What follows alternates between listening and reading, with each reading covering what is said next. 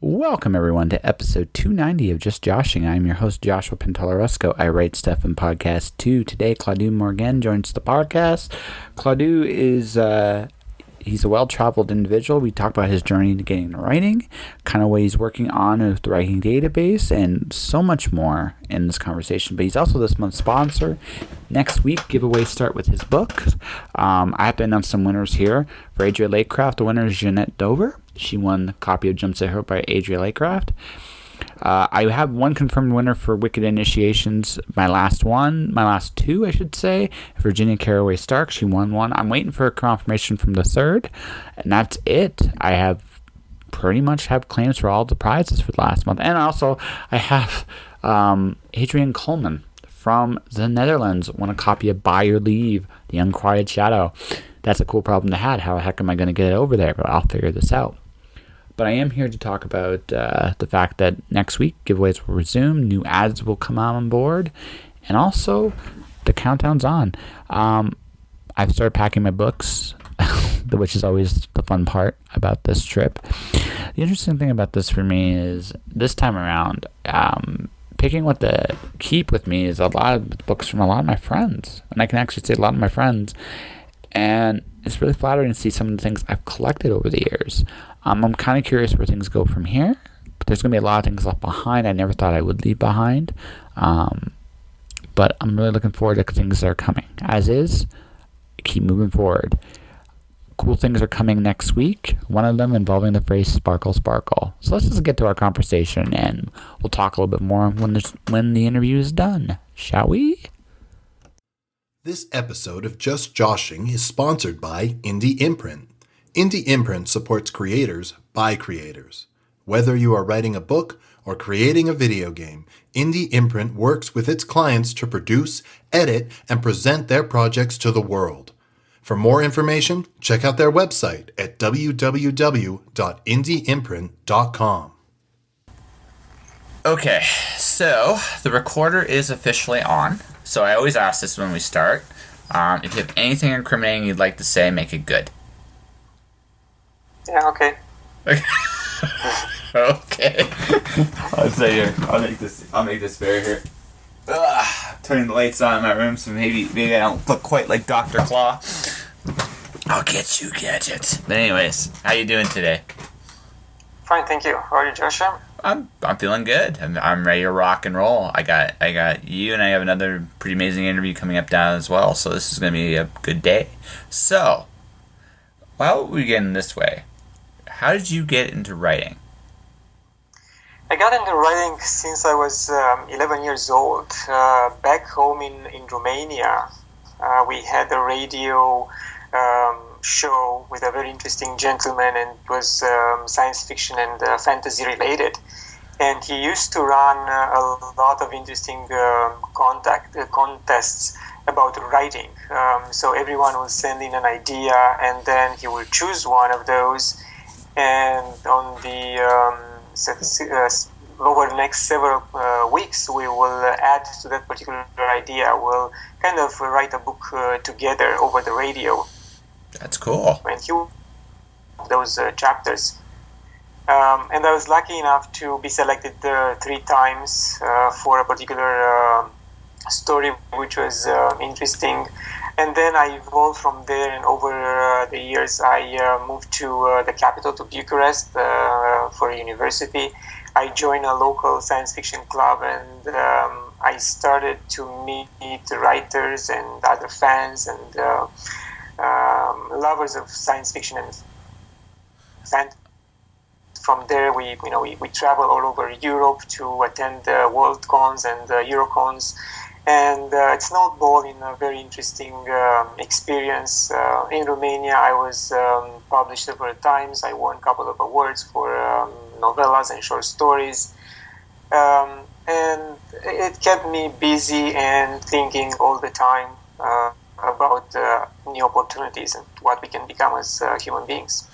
Okay. So, what is it about science fiction that fascinated? Was it the possibilities of tomorrow, or just like for me when I was a kid? For me, I always loved going into other worlds. Like I was a big Ray Bradbury fan, a big Isaac Asimov fan. Like those are who I really liked when I was a kid. Who'd you like, and why?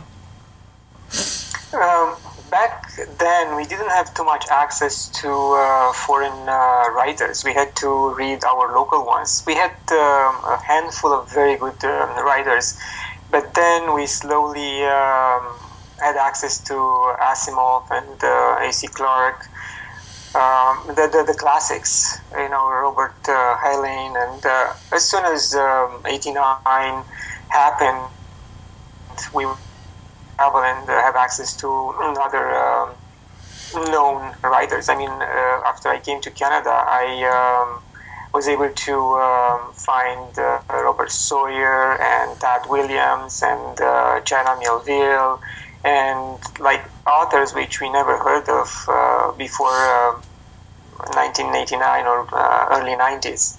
No, that's so. When did you come to Canada? Because my bill is actually really recent. Of the ones you mentioned. In 1997. Okay. All right. So, just what made you want to come to Canada? Just. It was a big decision. Our friends, a close friend, got going to emigrate over there. Why don't you guys come over? You have nothing to lose. Just stay 3 years, get your citizenship, and then you can travel the world and you decide what you want to do. And it was very, again, quick decision. We got the visas pretty fast, like in less than a month or so. And because of my qualifications in the IT field at the time. And we were accepted, and we came over.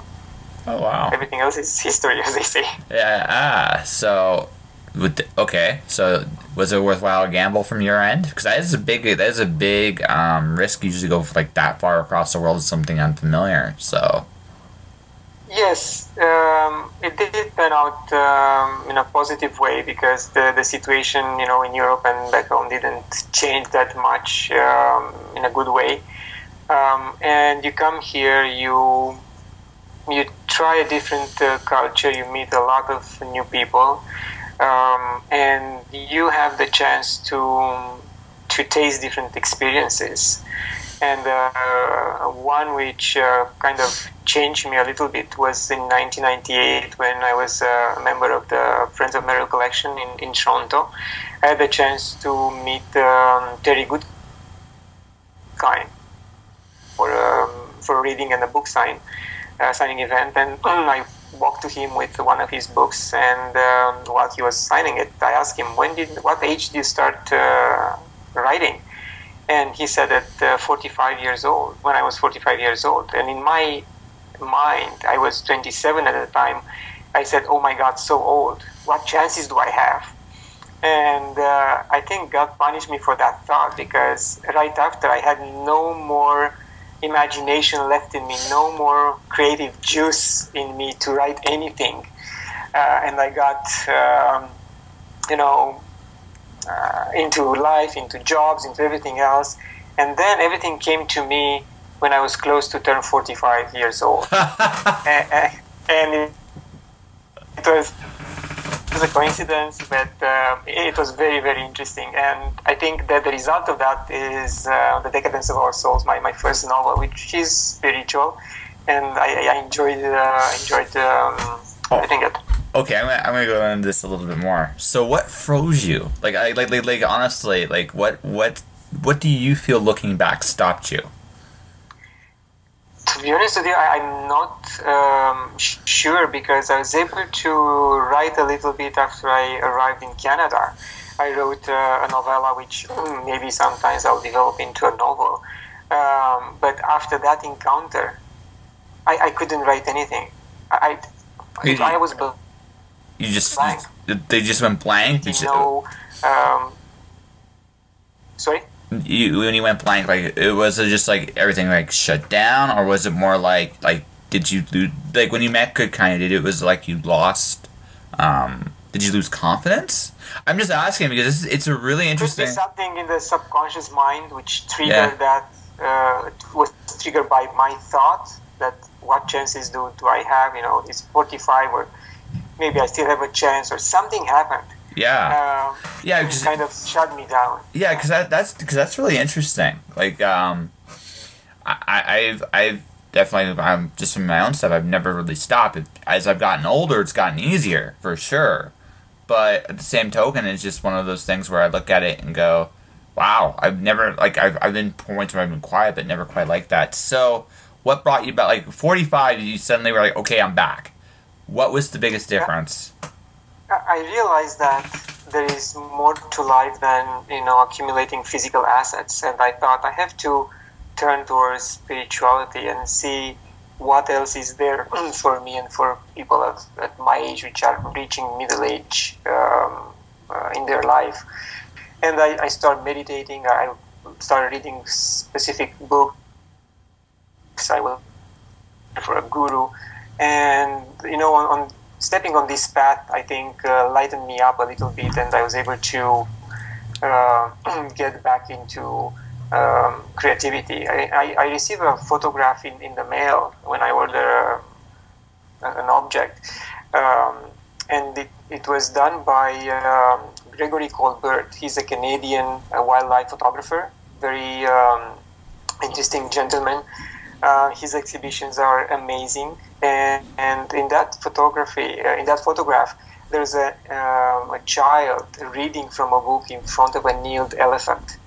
And that intrigued me, and I put that photograph in my cubicle at work, and I started thinking, what's the relationship between these two beings, with the elephant being so empathic? And I started writing down ideas, and after 4 or 5 pages of ideas, I said, look, I have something here. Why not? I start writing about it. And I started researching the name of characters, the meaning of the names. I started coming up with, color, and because these kids are being born into castes, so they are builders, architects, writers, and commoners. So I gave each of them distinct signs. So everything started, and one chapter rolled into the second and the third, and it became the novel I wanted to write, and I felt alive again, and since then I'm still on the spiritual path, still meditating daily, trying to keep my ideas flowing, because each chapter starts with a teaching from a book I imagine called We Are One, and 80% of those teachings came to me while meditating. So to me it was interesting to have that kind of experience, and I said I have to keep going, because you never know what's going to happen next.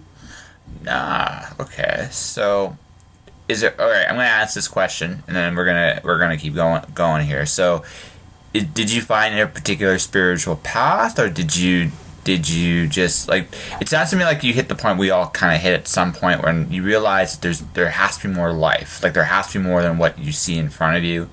And I don't know how that hit you personally, but I realized this, like, my first book, The Watcher, deals with the whole concept there is more, which is the idea that, there's more to life than what we see here, and what stimulates us normally. There's a deeper understanding of it, and the world's just bigger than we can possibly imagine it to be, and that was the thing. So, how did that hit you? Like when did you hit this point where it's like, okay, I gotta find out where there's more, and where did that lead you? You said you talked about starting meditating. Like, was there a moment? Like you said that. Yes, I started reading, as I mentioned, certain books, and I found a book it's called the Biography of a Western Yogi, Kriyananda. In fact, he's American, and he was born in Romania, where I was also born. And that correlation and the reading quite intrigued me. And through that gentleman, I got into Yogananda, which was his guru. And Yogananda is well known in North America. He's well known in India. And I had the chance to pick Yogananda's autobiography several times, but I put it back on the shelf. I said, maybe some other time. And I read the autobiography, and from there, he mentioned 2 books. Bhagavad Gita, which is conversations between Krishna and Arjuna. And that book changed me a lot because it shows and explains the struggle, the internal struggle each of us has in terms of desires and attachments. And as soon as you realize that and you start scaling back on these desires and attachments, you become free and you can think more and you have and find yourself.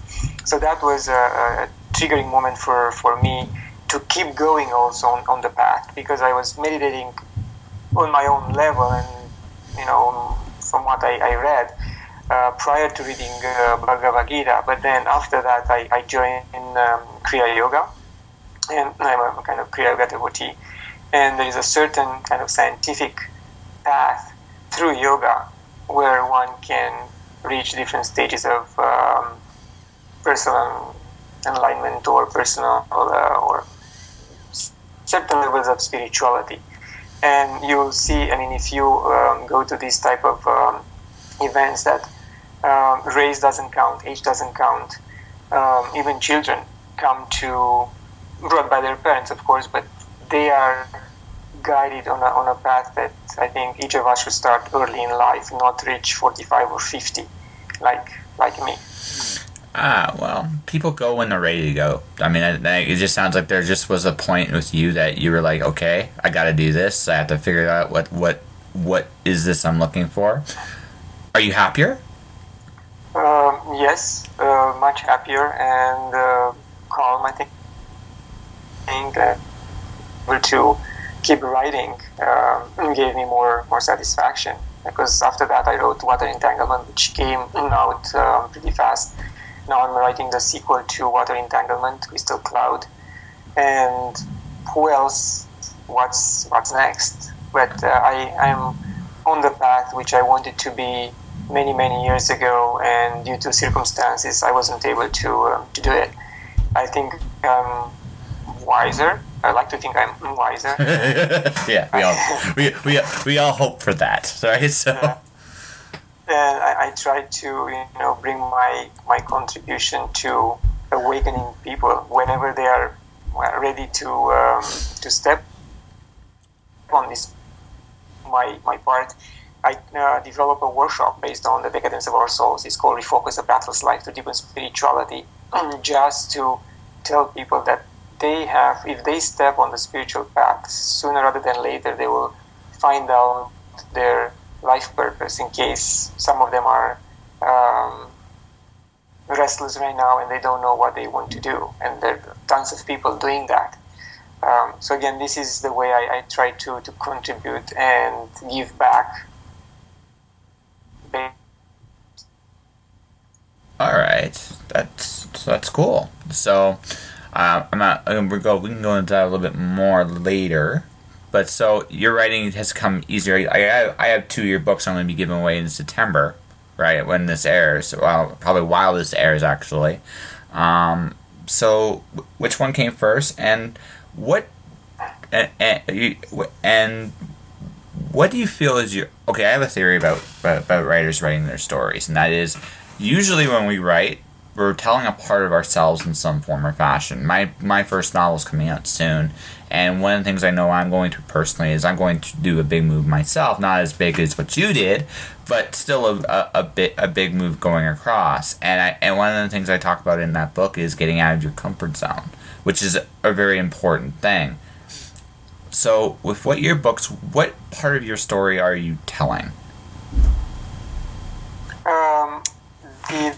So the Decadence of Our Souls is the first one, and it's a fantasy with a touch of spirituality.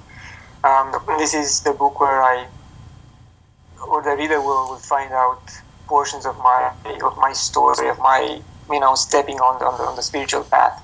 And the book again is filled with symbolism and metaphors about how we should find ourselves and how we should treat the people around us based on, again, circumstances and points of view.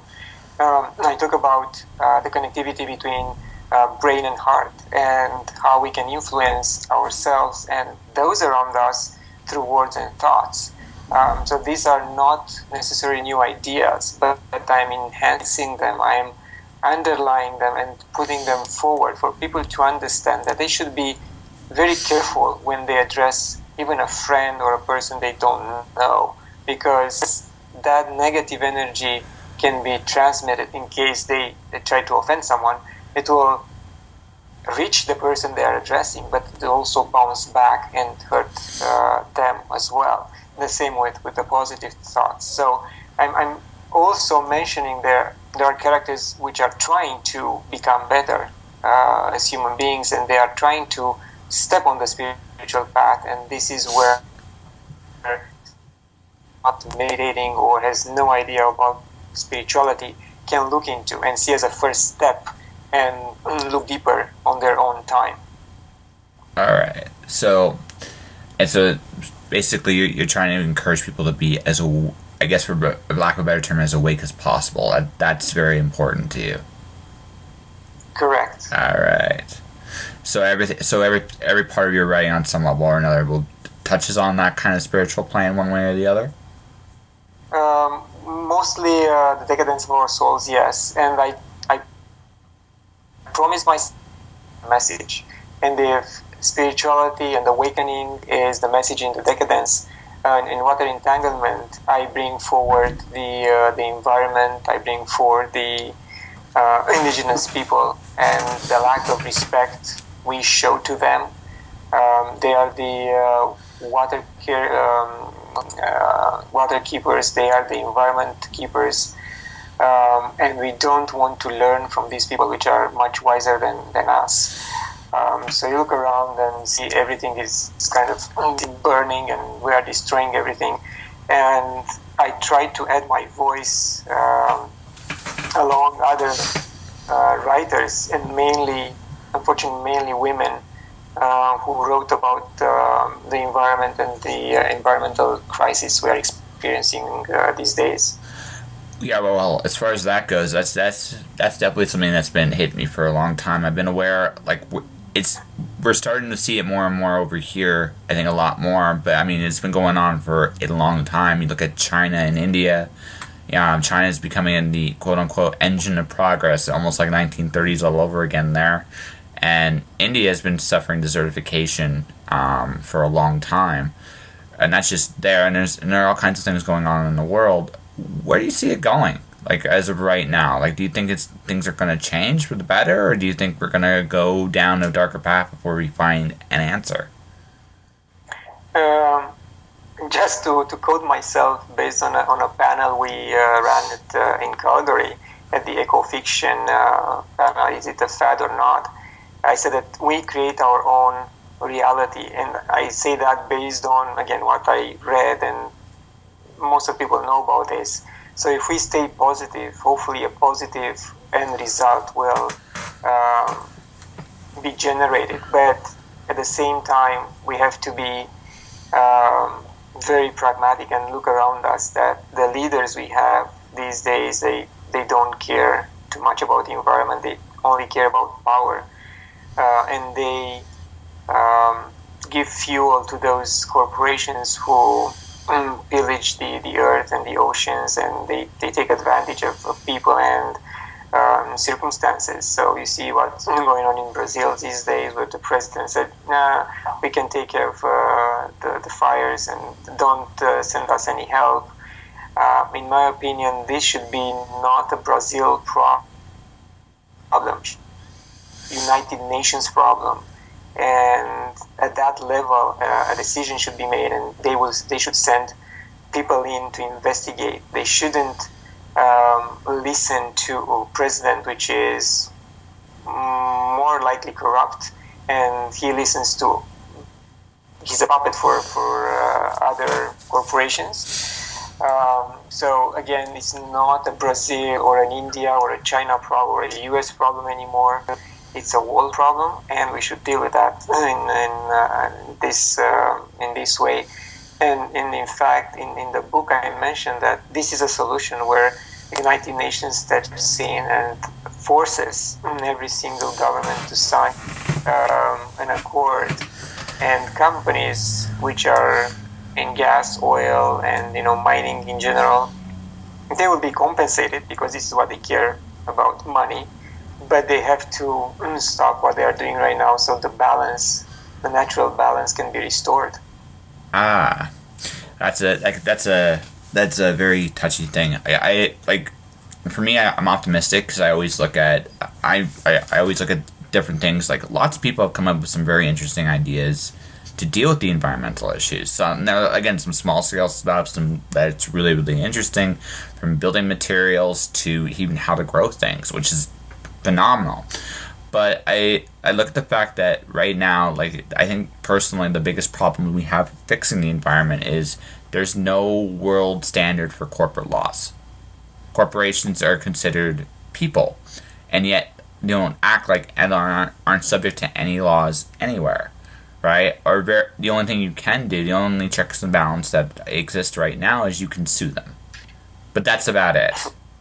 Right? And that's about it. I mean, I just read the other day about the opiates. Like, Oklahoma City just got rewarded $530 million from the corporate pharmaceutical industry because of all the encouragement for the opiates, that's a good step to slow that down. But I mean, I think one of the big messes we've made is essentially, like, you look at our food and our resources and stuff like that. It's 5 corporations essentially control everything. So I think, like, going forward, the only other problems we're going to have to build is we have to diversify again, just as a general rule of thumb. I mean, there are technologies out there who can clean the environment, reverse the climate change, but there is no political will to do it because of the control you just mentioned.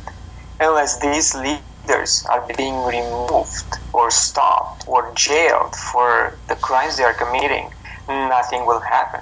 And when you have presidents of powerful countries singing the same tune of these companies, the change will come from the bottom. Wait, which has to be peaceful. I hope it's peaceful. I don't know. Like, yeah, I mean, you have kids these days. You have kids like in Sweden, Greta, and all these kids which are moving out of schools, and they are trying to tell the adults, their parents, guys, you have to stop. And nothing is being done at the level that should be done. So in September, I think Citizens Go, it's a non-profit organization, is going to organize a worldwide event, and everyone will participate, or whoever wants to participate will go on the streets and will, tell our message and tell the politicians that you have to stop. And you saw what happened in North Dakota in last year with the pipeline, the Keystone pipeline, where they were doing this through indigenous people's lands, native Indians' lands, and they have no, the government had no empathy for what's going on. They didn't ask those guys, are you willing, do you approve this type of meddling in your affairs and on your lands? And those guys said no, and the government still said, we don't care. And they beaten them up, and all those incidents which are awful. We really have to stand up for ourselves, because governments are good up to a point, but after that they just they answer to the corporations. Yeah, that is the unfortunate truth of today. So do you know when your next book's coming out? I'm pushing for next year, August or September. Again, it's called Crystal Cloud, will be the sequel to Water Entanglement. I left too many things hanging in Water Entanglement, I realized towards the end, and I have to make closure. What I say in water entanglement is water is becoming alive, and she starts punishing us for misdeeds. And she has a lot. I mean, her memory is infinite, and I am healing people through water, structured water, because water has structure, and what's important in water is its structure, not necessarily its composition. So I filter the water through crystals, and this is how I heal people in water entanglement. And now in a crystal cloud, people are getting these crystal implants, and they can start connecting to the cloud, and they get information, and they can again heal themselves, or they can use it for entertainment. And it's all kind of private with its own vibratory signature or imprint. So this is the subject and the plot on Crystal Cloud. All right. So Water Entanglement, when did that come out? Water Entanglement came out last August. I had a launch here in Toronto, and as I said, I was hoping to launch Crystal Cloud this year, but I was quite busy and with other projects, and I had to postpone it for next year.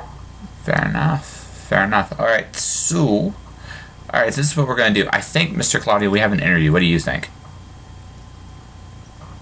I think we have one. I want to add one more thing for your listeners who are authors. Yeah. Last month, I launched a project called authorpedia.org. This is the only encyclopedia for authors. Doesn't matter if they are indie or traditionally published. There is a chance for these authors to register and get a platform to promote them. They can add their profile into their signature. They can control their content. They can add their covers, and they can link them to Amazon. It's a very interesting idea. We'll have a Authors TV site where we will have live interviews with authors, live streaming from book fairs. It's a project I really like, and has a lot of potential, especially helping authors promoting their books. That's cool. So, okay, we'll go here and then we'll wrap things up. So, where did the idea for this come from? And do you just feel like there's not enough platforms out there, or do you just feel like this is something you felt compelled to do? It wasn't my idea. The founder, his name is Christopher Douglas, based in US. And he always thought that Wikipedia is way too restrictive in terms of who can be displayed and added to the database. So we tried to create a wiki just for authors, So you can have those who passed away. You can have those which published a book 2 weeks ago. It's a community we want to build around authors and their ideas. And make it easier for someone who wants to do research, let's say, on writers from Italy. They will just select a genre and the country, and they will have a full display of writers and authors from that particular country. And they can do it. They write a paper. It makes it much easier on doing this type of research. There are platforms out there, but they are scattered. I mean, I have my own Facebook page, and I'm sure you have it as well. But it's a little bit hard to get into Wikipedia, and we thought that it's much better to have something which is consistent and at the same time easy to promote. Well, I wish you well. Maybe we'll talk about this after the show. I hope it goes the way you'd like it to go. I mean, anyways, yeah. But I think, Mr. Claudio, we have an interview. So you want we'll re-promote that. We'll talk about your last book and how people can find you specifically. Does that work for you? Yes. All right. You can find more about me at claudiumurgan.com. This is my website. My books are linked to Amazon, or if you go to Amazon, you're going to find both of them there, either on as ebook, physical copy, audiobook for water entanglement, and in a couple of months you will be able to download The Decadence of Our Souls as an audiobook as well. So pretty much every format out there based on your preference. All right. And that was my conversation with Claudiu Murgan. Definitely check out his books. Like I said, I'll be giving away stuff starting next week, and there'll be ads throughout the podcast as well. Beyond all that, also the Third Space podcast will also have its own ad as well. Jeremy Verkley is doing the voiceovers for at least 2 to 3 ads next week. I'm doing one myself, but he's been doing them and he's done a great job so far. And I figured at least I could do for the month of September is mention the Third Space podcast with Jeremy and Kevin Weir. I'm a big fan of both guys, and honestly, I'm really happy to do that. Also, starting next week, the Aurora series. I'm doing a new Aurora series this year. The podcast is once again a finalist this year. I haven't pushed it as hard because, honestly, it's great to be nominated. I've won one. I'm not saying I don't belittle winning one because they do mean an awful lot, but I've won one, and I'm really cool with the fact that I have what I have here, and I'm looking at other things right now, among them my move. So, but I will be talking to various Aurora winners, a lot of my competitors, believe it or not, Carrie Moran, Edward Willett, also some Jeanette Dover returns to the podcast because she's nominated as well. Susan Forrest returns. I also have some new people like Rick Overwater coming on for the next month or so. As is, we are counting down to episode 300. I cannot believe I'm at 300 episodes, but I am. And also I've been quietly just accruing interviews throughout. So stay tuned. The best is yet to come, as always. And that will do it for this episode of Just Joshing. If you want to support the podcast, you can do so a number of different ways. You can support my sponsors, Claudiu Murgan, his books, Water of Entanglement, for example. You can definitely check it out at where bookstores are sold. Indie Imprint, if you're an independent creator, and if you are a writer, gamer, musician, they are the people to go to. They will help develop, edit, and help you produce the product of your dreams. They are truly an indie creator's home away from home. Definitely check them out. You can support my podcast, subscribe to it, iTunes, Google Play, Spotify, Podomatic. I'm on all those things and more. My books to watch, Storm Dancer, Wandering God, courtesy of MirrorWellPublishing.com. My YouTube channel is Joshua Penteloresco. My Facebook page is Joshua Penteloresco, author podcaster. My Twitter and Instagram is at jpenteloresco. Come say hi, subscribe, leave a review, share. But above all else, stay inspired. I will talk to you guys soon. Josh.